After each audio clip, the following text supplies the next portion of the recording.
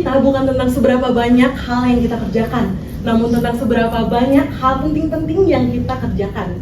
Selamat pagi teman-teman semuanya. Pada hari ini, izinkan aku memperkenalkan diri. Nama aku Joanna. Terima kasih sebelumnya kepada teman-teman yang telah berkenan untuk hadir dan mendengarkan beberapa insight-insight baru yang mungkin akan teman-teman dapatkan pada hari ini.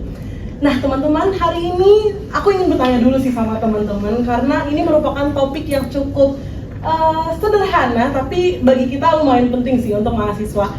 Pernah nggak sih teman-teman itu ngerasa sibuk dan bahkan kecapean di jadwal-jadwal perkuliahan teman-teman? Kalau ada boleh angkat tangan dong. Oke, sering banget ya teman-teman. Nah aku yakin karena kita sebagai mahasiswa itu punya banyak banget tanggung jawab yang kita emban. Salah satu contohnya itu seperti tugas perkuliahan, tugas organisasi, atau bahkan di sini teman-teman ada yang part time dan juga pasti kita punya quality time sama keluarga ataupun juga sama teman-teman, dan untuk diri kita sendiri pun juga penting teman-teman. Tapi yang parahnya itu adalah kadang misalnya kalau kita lagi istirahat, tiba-tiba ada aja deadline mendadak, ada aja tugas-tugas dari guru-guru ataupun dosen-dosen yang kadang tuh bukan kita yang mau gitu, tapi kita harus ngerjain. Jadi itu adalah suatu hal yang menurutku dan juga menurut teman-teman itu adalah sesuatu hal yang perlu kita evaluasi bareng-bareng. Nah caranya gimana sih teman-teman? Ada yang namanya skala prioritas teman-teman. Nah skala prioritas ini tuh apa sih teman-teman?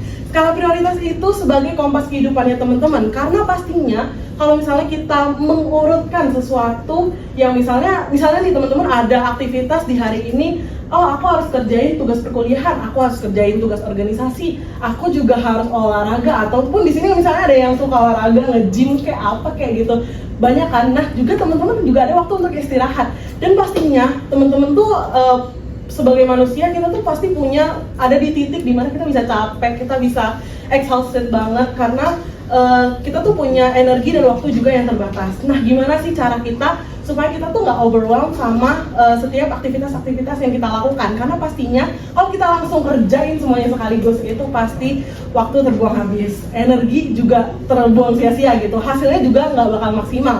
Maka dari itu teman-teman, aku punya langkah-langkah nih step by step yang bisa teman-teman terapkan di kehidupannya teman-teman untuk menentukan skala prioritasnya teman-teman. Yang pertama, teman-teman bisa ambil satu kertas, teman-teman tulisin apa aja aktivitas teman-teman, mau itu per hari boleh ataupun juga per minggu boleh banget teman-teman. Karena sebenarnya skala prioritas itu nggak sama kan tiap hari, pasti ada sesuatu yang teman-teman kerjain itu beda-beda gitu.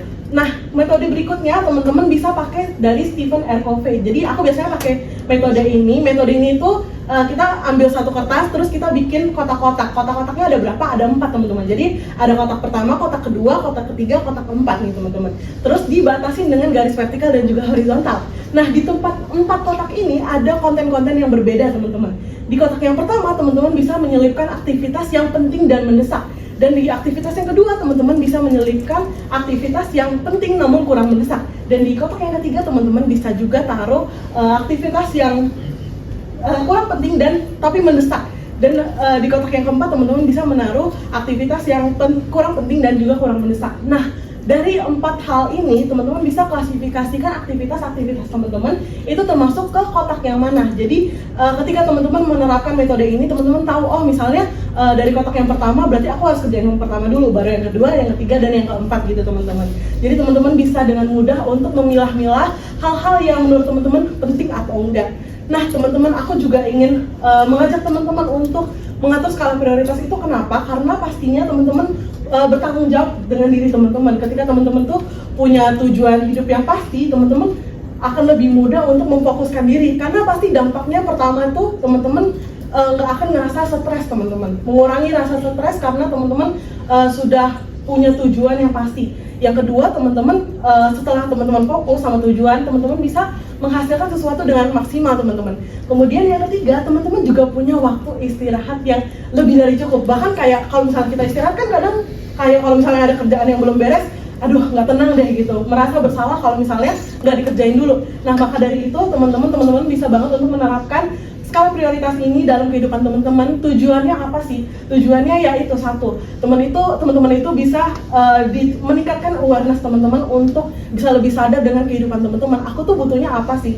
Tujuan hidupku apa sih? Supaya teman-teman itu tetap terarah dan punya tujuan yang jelas. Kedepannya aku harus hidup seperti apa? Aku mau jadi orang seperti apa? Nah, Semoga teman-teman bisa menjadi pribadi yang jauh lebih baik ke depannya dan juga bisa menerapkan skala prioritas tersebut. Terima kasih teman-teman.